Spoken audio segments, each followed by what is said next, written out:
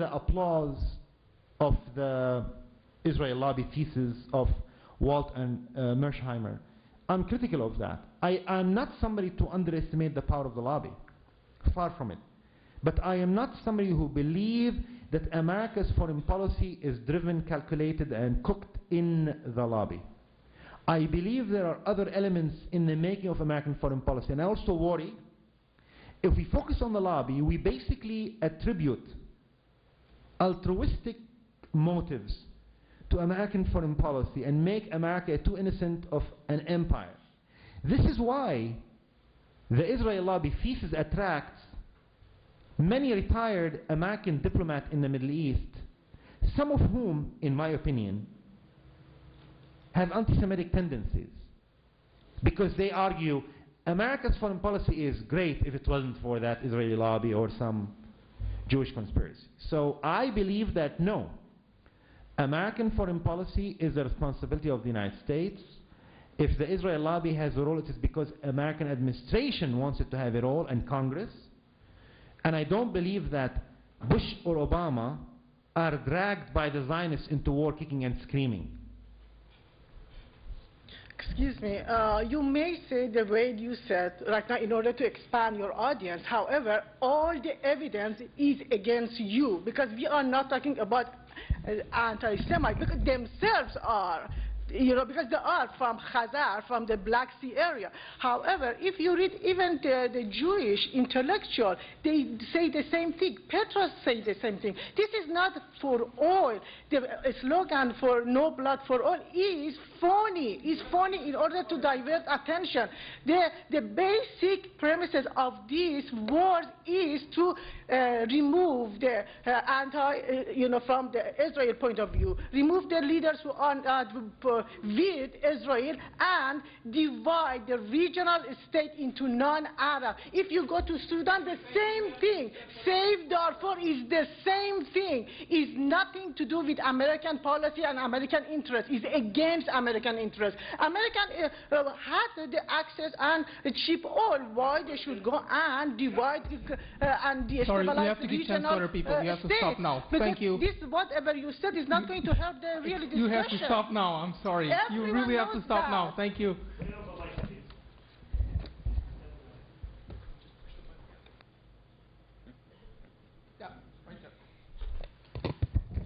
I think she got mad at me. Yes, go ahead.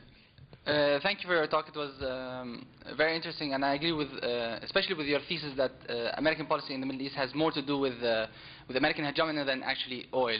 That the symbolic value of putting people in line was more critical. My question to you is more about, especially the issue of the conspiracy theory. One is, don't you agree that exaggerating or dwelling too much on the conspiracy theory is counterproductive, because inherently in that theory there is dispowerment and lack of agency for the people who are being conspired against, because the conspiracy is so big that there is nothing to do about it. And what worries me is, and I would love to stand corrected, and please elaborate if you have other ideas, is that your analysis seems to say that American empire is deterministic, that there's nothing we can do about it. So my question to you is, especially in this context of Obama, right, where I agree with you that his policy might be different from his rhetoric, but to the extent that he has unprecedented popularity within the American society, do you think that this is precisely where we do have leverage, where we should lobby those American supporters who are so motivated by Obama to put him accountable to his rhetoric? So to put him accountable to dealing with Saudi Arabia and dealing with the real problems in the Middle East that have to do with this, with the issue of freedom, right. Or do you think it's futile to try to do that within the United States, and there needs to be some global alliance against American hegemony? I mean, you made very important points that are separate from one another. The first point about conspiracy theory, I mean, it's a delicate thing, and I want to get into it because it would need quite an elaboration. But I will say the following. People say that people in the Middle East, are conspiracy-minded. And there's, Daniel Pipes wrote a book, and Barry Rubin about the hidden hand and so on. And I respond to that because if somebody's going to say we are exclusively conspiracy theorists, I take issue. I mean, there are more books about the Kennedy assassination and UFOs and September 11 in the West than there are conspiracy theory books in the region about any issue. The second point, if you look at our contemporary history, There have been so many conspiracies. I mean, how can you not be conspiracy-minded when you read that the king of Jordan, who was in charge of the war against Israel in 1948, was on the peril of the Zionists, begging for bribes of, like, literally fistful of British pounds. 400 pounds here, 500 pounds, when you look at the documents from the archives.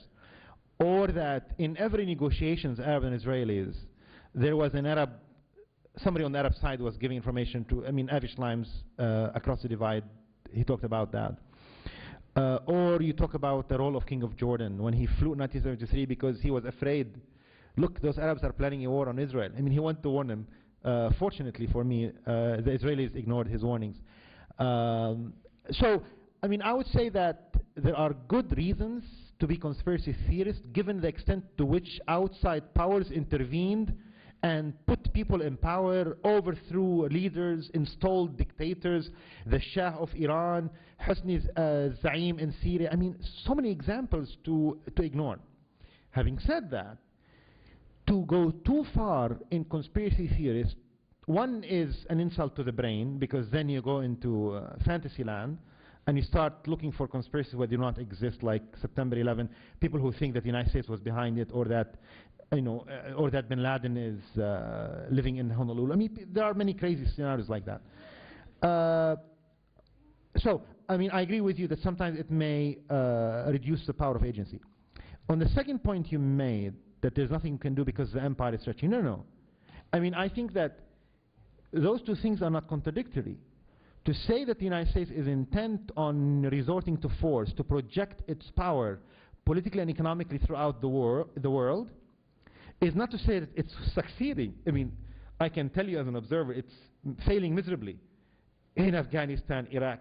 All the places where the Doctrine, Obama or Bush, has visited us, it has been met with abysmal failures of achieving their own goals.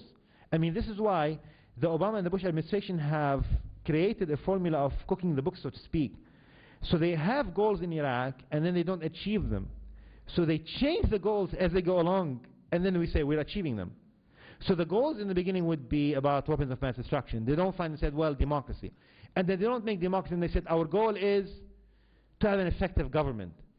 So if they have a puppet who's ruling, they say, well, we're succeeding in Iraq, Or if we can have an election. Well, Saddam had elections in Iraq, and they were as unimpressive as whatever elections take place in Iraq now.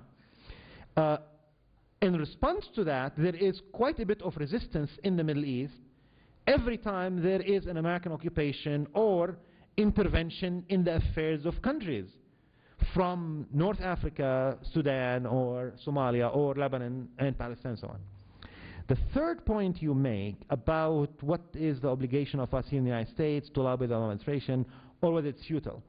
I think it's futile. Because I don't believe there is an equal, there is no open arena for contestation and debate. There's no marketplace of ideas on foreign policy in the United States. There is a side that is disqualified. It's like yesterday, in academic Middle Eastern conference we were having, my position is there is no marketplace of ideas when only one side is permitted to lobby. So there's no democratic arena here. You can lobby for Israel in America. You can lobby for Israel's allies. Saudi Arabia is a new honeymooning ally of Israel, for example. You can lobby for Arab dictatorships. You can lobby for the pro-Israeli militias of Mohammed Dahlan or Dayton, whatever you want to call them. But if you want to lobby for the other side, you go to jail, like Hamas or Hezbollah. You will say, but these are terrorist fundamental organizations. Okay, go back to the 1960s, 70s. You know the case of 7 Palestinians who were dragged to the American court. Palestinian 7, were they 7? The ones who were taken to court, the PFLP famous case and so on. 7, were they 7?